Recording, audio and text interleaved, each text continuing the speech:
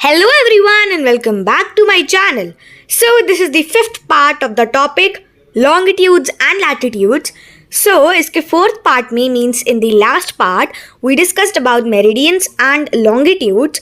तो इस video में that is the fifth part we will start by how we can locate places on the globe. So basically globe पर हम काफ़ी सारे places भी locate कर सकते हैं. कैसे चलिए जानते हैं. So the network of parallels and meridians on the surface of the globe is known as the Earth's grid. So जैसा हमने पहले भी पढ़ा है I guess in the second part that जो parallels और meridians का intersection होता है means latitudes और longitudes के intersection से जो grids बनते हैं. For example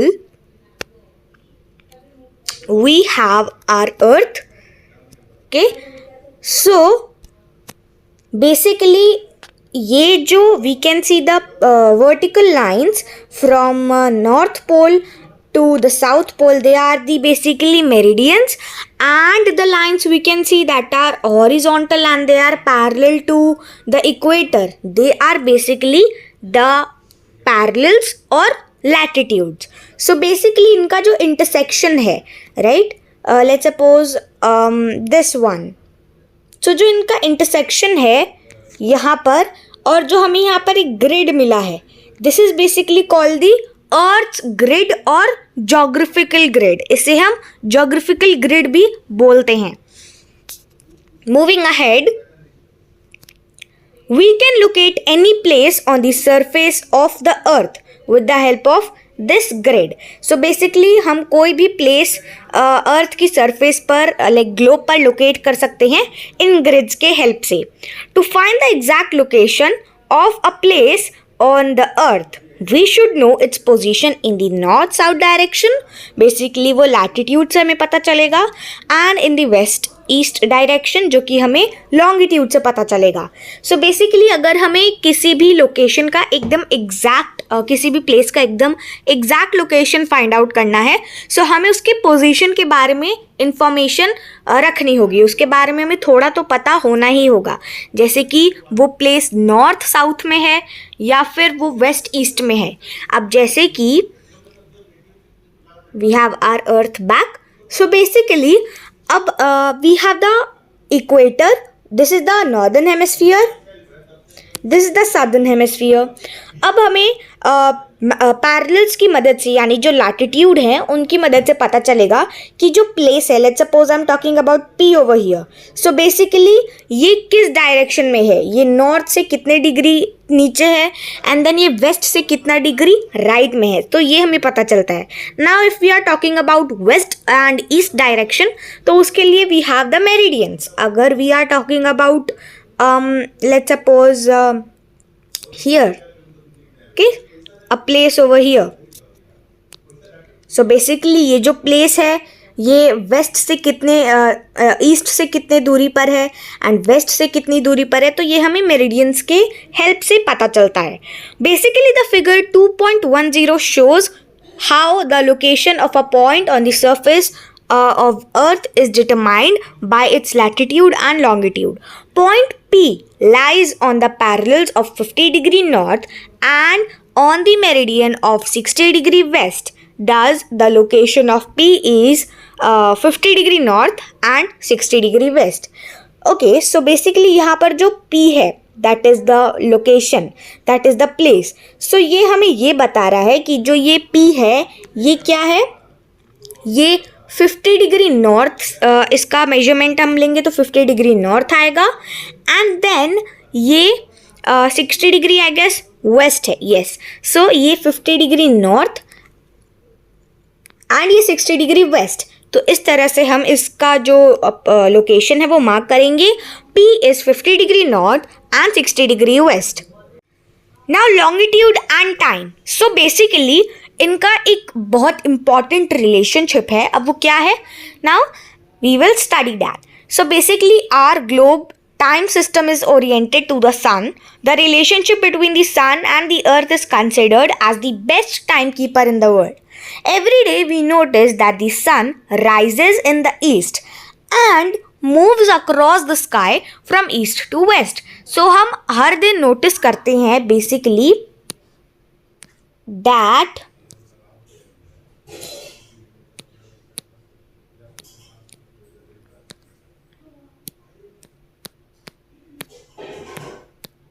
सन राइज करता है ईस्ट से एंड देन ये धीरे धीरे अक्रॉस मूव होता है एंड देन एक समय आता है कि सबसे ऊपर at the highest point we can see the sun and then धीरे धीरे ये वेस्ट में जाकर सेट हो जाता है.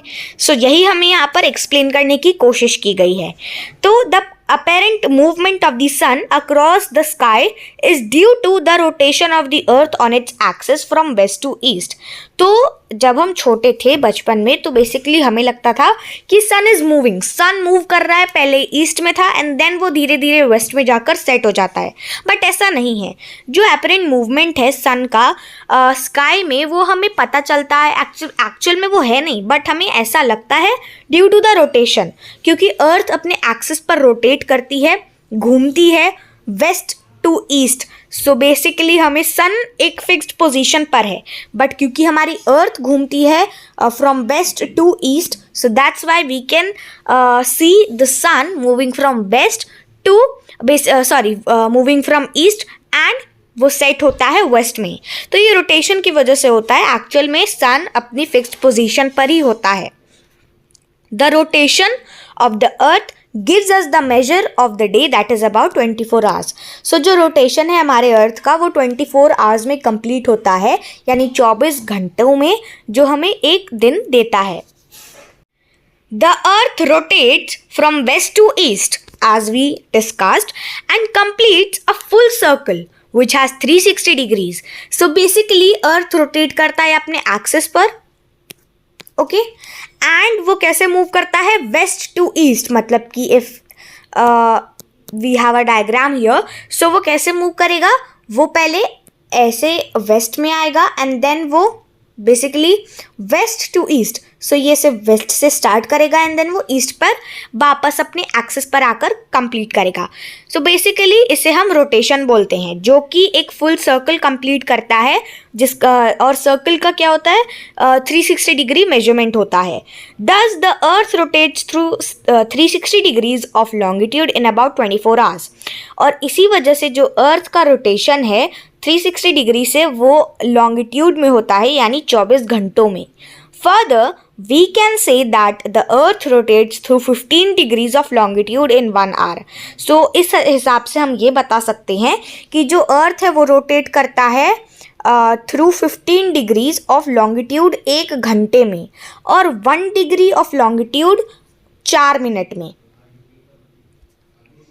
There is a direct relationship also between the longitude of a place and the time at that place. So basically क्या है कि एक डायरेक्ट रिलेशनशिप भी है एक जगह के लॉन्गिट्यूड और उसी सेम जगह के बेसिकली उस सेम प्लेस के टाइम से related, right. As the sun rotates every meridian on the earth faces the sun once a day. तो धीरे धीरे जैसे अर्थ रोटेट करती है तो हर एक मेरिडियन अर्थ पर सन को एक ना एक बार तो फेस करता ही है. जैसे कि अगर हम यहाँ पर सन ड्रॉ करें, let's just suppose this is the sun, okay, and this is the earth. So basically ये अपने एक्सिस पर रोटेट करेगा, ठीक है, वेस्ट टू ईस्ट. एंड मान लो अभी यहाँ पर कहीं पर यहाँ पर सन की रेज आ रही हैं, राइट. एंड जब मान लो ये अर्थ ने रोटेशन ली तो वो कुछ ऐसे आया, राइट. सो फिर यहाँ पर वापस से पड़ रहा है, तो बेसिकली वो जैसे जैसे रोटेट करता जाएगा प्लेस चेंज होते जाएगी एंड एक ना हर एक मेरिडियन को एक ना एक बार तो सन की रेज एक्सपीरियंस होंगी ही होंगी. This is the time when the sun reaches the highest point in the sky. और ये वो समय होता है जब सूरज सबसे हाईएस्ट पॉइंट पर होता है, यानी कि मिड डे या फिर नून टाइम जिसे हम बोलते हैं वो होता है. We call it mid day और noon time as I told you at that meridian. Okay, the word meridian actually stands for mid day. और जो वर्ड मेरिडियन है वो एक्चुअल में उसका मतलब होता है मिड डे. सो एक एग्जाम्पल के तौर पर let us start from the meridian at Greenwich, which is of 0 degree longitude. When the sun is at the highest point in the sky at Greenwich, all the places along the prime meridian will have midday और noon time. तो अगर हम start करें Greenwich से, यानी कि prime meridian से, जिसका क्या होता है मेजर 0 डिग्री लॉन्गिट्यूड होता है, तो जब सन सबसे हाईएस्ट पॉइंट पे होगा स्काई में ग्रीनविच में, तो उसके आसपास जितने भी प्लेसेस हैं प्राइम मेरिडियन के आसपास, वहाँ पर मिड डे या फिर नून टाइम ही होगा. Now as the earth rotates from west to east, the places which are situated towards the east of the prime meridian will have sunrise earlier than those which are situated towards the west. So basically अगर हम एक diagram की help से समझने की कोशिश करें, so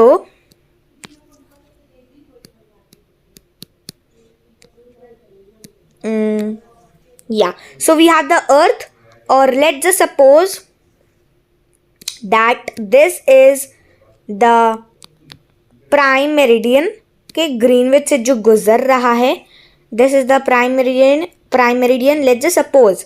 and अगर कोई प्लेस के प्राइम मेरिडियन के ईस्ट में है बेसिकली, तो वहाँ पर सनराइज पहले होगा. ओके, जैसे कि प्राइम मेरिडियन है और कोई प्लेस यहाँ पर है somewhere here, so prime meridian से ईस्ट में है, तो यहाँ पर जल्दी सनराइज होगा.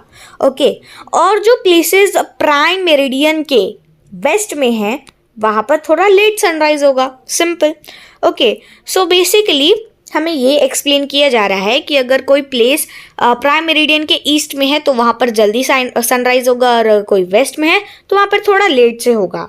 ओके, और इसका मतलब ये है कि जो टोक्यो है जापान में, वो एक्सपीरियंस करेगा सनराइज लंदन से पहले, और लंदन एक्सपीरियंस करेगा सनराइज न्यूयॉर्क से पहले. और इसी वजह से जो प्लेसेस हैं जितने भी ईस्ट में है प्राइम मेरिडियन के, वो अहेड होंगे ग्रीनविच के टाइम से, क्योंकि उनका दे ऑलरेडी हैड नून, क्योंकि वो ऑलरेडी दोपहर एक्सपीरियंस कर चुके हैं. और जो प्लेसेस प्राइम मेरिडियन के वेस्ट में हैं will be behind the Greenwich time as they have not yet had noon time. और इस वजह से, क्योंकि अभी तक उन्होंने दोपहर एक्सपीरियंस किया ही नहीं है. अब जो ऊपर का कॉन्सेप्ट था उसे और आसानी से समझने के लिए let us just understand the above concept by using an example. अब हम एक एग्जाम्पल के तौर पर इसे समझने की कोशिश करेंगे. When the sun is at the highest point in the sky in London, so it is noon time. Okay, Tokyo, which is towards the east of London, has already had noon time and will be enjoying evening. New York, which is towards the west of London, will be having morning. So basically, अगर एक example से समझने की कोशिश करें तो जब सूरज highest point पर है स्काई में लंदन में, तो वहाँ पर नून टाइम है, दोपहर का समय है. और टोक्यो जो कि लंदन से ईस्ट में है, वो ऑलरेडी नून टाइम एक्सपीरियंस कर चुका है दोपहर, और वो इवनिंग एंजॉय कर रहा होगा. अगर बात करें न्यूयॉर्क की, जो कि लंदन के वेस्ट में है, तो वहाँ पर अभी जस्ट मॉर्निंग ही हुई होगी. So basically the time difference between any two places is due to the difference in longitude of those two places. तो अगर हम बात करें जो मेन रीज़न है टाइम डिफरेंस का कोई भी दो प्लेसेस का, वो होता है उन प्लेसेस के लॉन्गिट्यूड के डिफरेंस की वजह से. Kolkata is located at 90 degree east longitude and London is at 0 degree longitude. The time difference between Kolkata and London is 6 hours. This is based on the fact that 360 degrees are covered 360 degrees are covered in 24 hours. As Kolkata is towards the east of London, the time of Kolkata will be 6 hours ahead of London. So basically, अगर एक और example ले कोलकाता और London का, सो अगर Kolkata located है 90 degree east longitude पे और लंदन 0 डिग्री लॉन्गिट्यूड पे, तो जो टाइम डिफरेंस होगा कोलकाता और लंदन का वो 6 आवर्स का होगा.